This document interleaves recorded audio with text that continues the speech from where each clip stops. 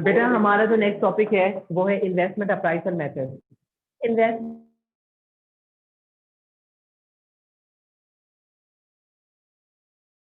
Appraisal method का मतलब क्या होता है? अप्राइजल का मतलब कुछ नहीं होता है, अब होता है किसी चीज को अप्रूव कर देना, मान जाना और उसको क्या कर देना, आगे कर देना। ठीक है बेटा, एक बात बताएं, हम जब भी कोई बिजनेस करते हैं या किसी जगह पर भी हम इन्वेस्टमेंट करते हैं तो हमारा मोटिव क्या होता है? बेसिक मोटिव क्या होता है? प्रॉफिट, पैसे कमाना, इन्वेस्टमेंट करें वहां पे हमें ज्यादा से ज्यादा क्या हो, फायदा हो। लेट सपोज मेरे पास मिस्टर बिलाल आते हैं, मिस्टर बिलाल कहते हैं कि सर हम एक कंपनी खोल रहे हैं। ठीक है, आप वहां पर इन्वेस्टमेंट कर दें। मिस्टर बिलाल एक बहुत अमीर आदमी है और वो कहते हैं कि भाई हम एक कंपनी खोल रहे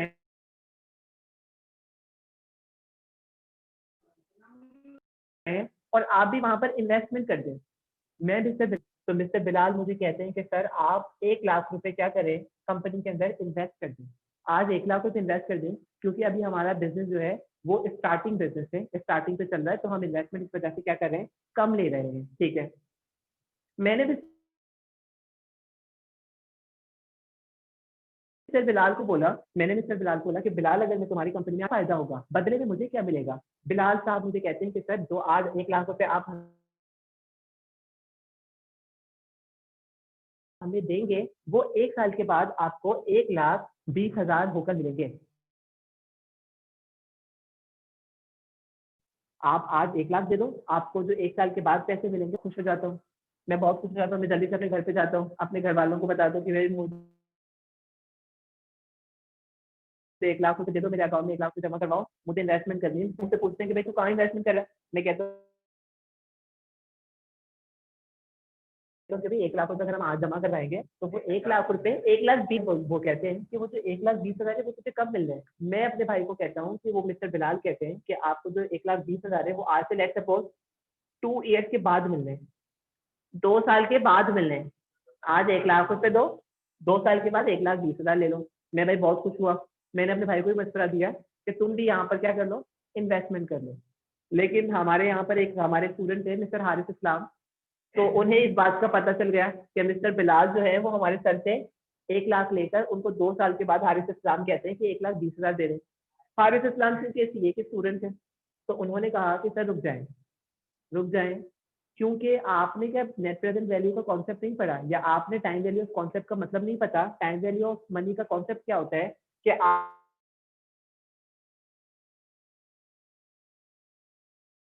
आज की तो पैसे की वैल्यू है वो फ्यूचर में जाकर क्या हो जाएगी, पैसा अपनी कदरों कीमत क्या करता रहेगा, खोता रहेगा। बजाहिर तो आपको ये नजर आ रहा है कि आप 1 लाख रुपए दे रहे हैं और 2 साल के बाद आपको 1,20,000 मिल रहे हैं, लेकिन इस 1,20,000 की जो वैल्यू है ये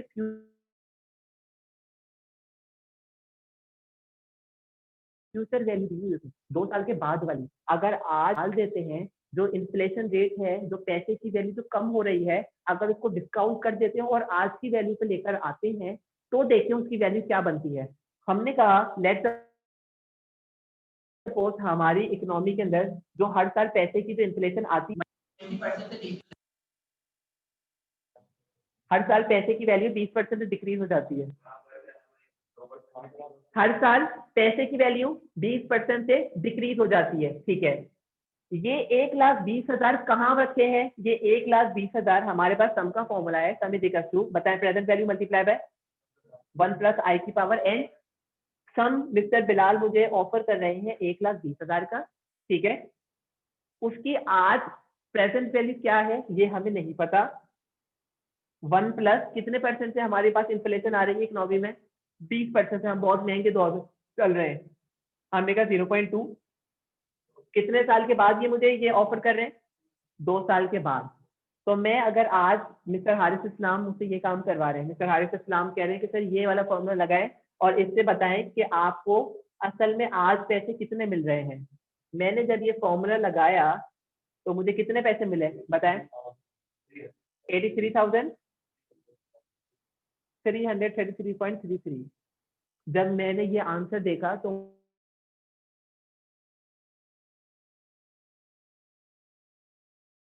मुझे तो बहुत ज्यादा हैरान की।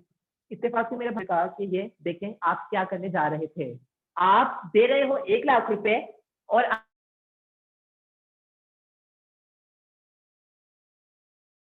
अगर आज की जो वो कह रहा है कि 2 साल के बाद 1,20,000 दूंगा, 3,333 रुपीज, तो मुझे नुकसान है फायदा है? मुझे नुकसान है, मुझे नुकसान है। इसलिए हमने कहा सर आपको तो इसमें क्या हो रहा है, नुकसान हो रहा है।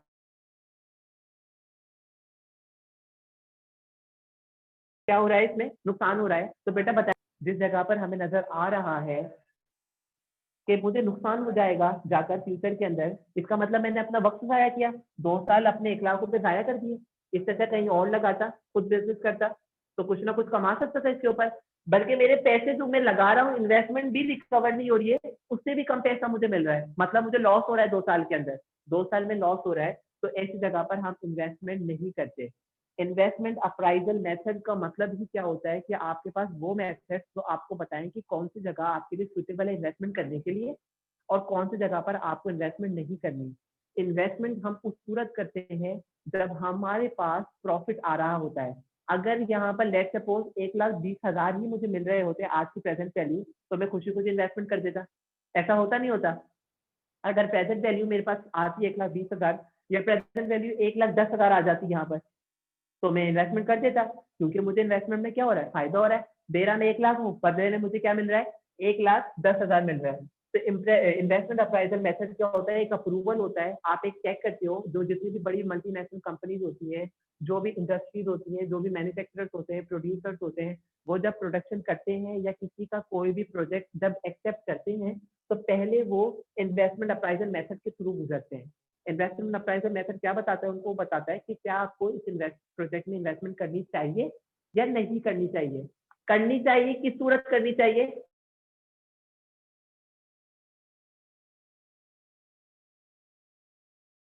अगर वो प्रोजेक्ट आपकी जो कॉस्ट है वो आपको, ठीक है, तो सूटेबल है आपके लिए इन्वेस्टमेंट करना, आप इन्वेस्टमेंट कर दो आंखें बंद कर। लेकिन अगर आपकी कॉस्ट ही रिकवर नहीं हो रही है और उल्टा आपको नुकसान हो रहा है, तो आप ऐसी जगहों पे इन्वेस्टमेंट नहीं करते। इन्वेस्टमेंट अप्राइजल अप्रूवल मेथड के हमारे पास 2 तरीके होते हैं जो हम क्या कर रहे होते हैं, कॉमनली यूज कर रहे होते हैं। नंबर 1 मेथड हमारे पास जो होता है उसको हम कहते हैं नेट प्रेजेंट वैल्यू।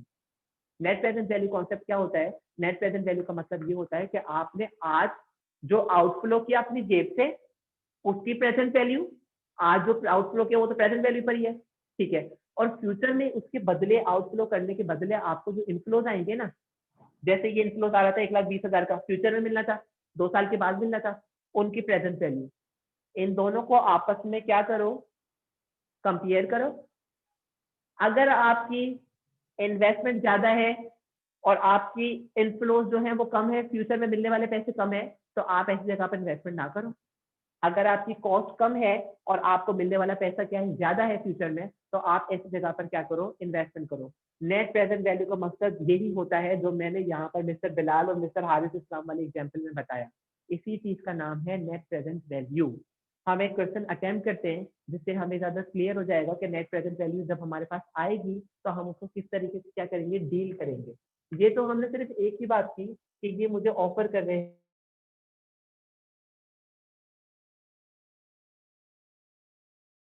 1,20,000 2 साल के बाद, लेकिन आप इन्वेस्टमेंट करती है तो वो जो इनफ्लोज होते हैं ना, वो लॉन्ग टर्म चल रहे होते हैं, लॉन्ग पीरियड ऑफ टाइम चल रहे होते हैं। अगर आपको याद हो तो हमने कल या परसों एक एग्जांपल की थी मैंगो ट्रीज वाली। क्या नाम था उस आदमी का जिसने, मिस्टर दानिशमंद ने जो मैंगो का बाग खरीदा था, आम का बाग खरीदा था। मिस्टर दानिशमंद को क्या हो रहा था, मिस्टर दानिशमंद को वन टाइम आउटफ्लो करना था। एक दफा उसने क्या किया था, बाग के पैसे दिए थे और बाग उनको 6 साल तक फसल दे रहा था, 15 साल तक दे रहा था मेरे ख्याल में, 15 साल तक फसल दे रहा था। 15 साल तक क्या मिल रहा था उनको, 6,000 6,000 6,000 6,000, हर साल 6,000 कमा रहे थे वो अपनी फसल से, ठीक है। इसी तरीके से आप यहाँ पर जब इन्वेस्टमेंट करोगे तो आपको या तो एक ही इनफ्लो दे दिया जाएगा या over the period of time different times के ऊपर आपको क्या कर दिया जाएगा, डिफरेंट पीरियड के क्या कर दिए जाएंगे, इनफ्लो दे दिए जाएंगे। तो आपको जितने साल की वो वैल्यू होगी उतने साल से उसको डिस्काउंट कर उसको आज की प्रेजेंट वैल्यू पर लेकर आना पड़ेगा। हम एक एग्जाम्पल देखते हैं इसकी, उसके बाद हम आगे चलते हैं इंटरनल रेट ऑफ रिटर्न पर।